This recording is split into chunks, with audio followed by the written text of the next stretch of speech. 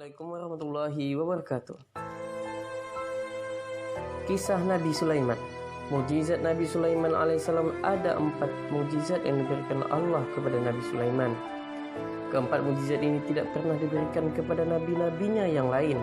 Barangkali mukjizat-mukjizat itu diberikan Allah kepada Nabi Sulaiman karena doanya.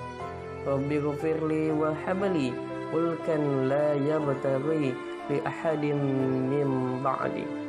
Ya Tuhanku, ampunilah aku dan anugerahkanlah kepadaku kerajaan yang tidak dimiliki oleh seorang pun sesudahku.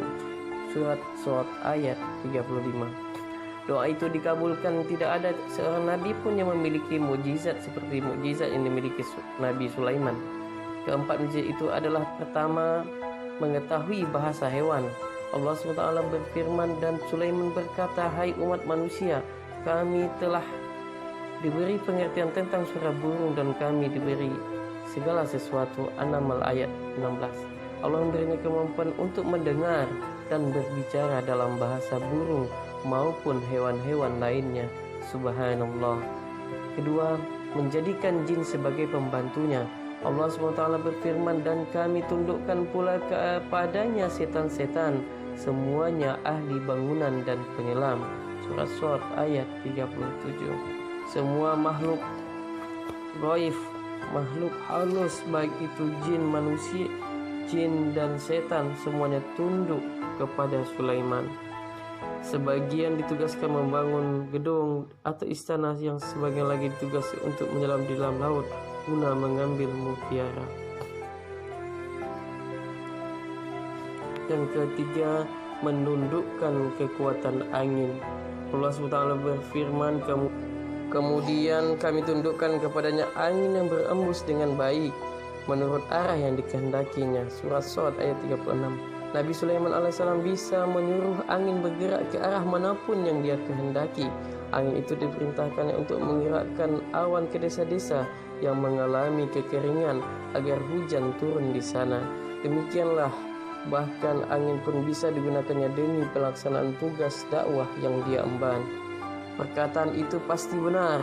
Orang-orang barat tentu tidak akan mempercayai kisah tadi.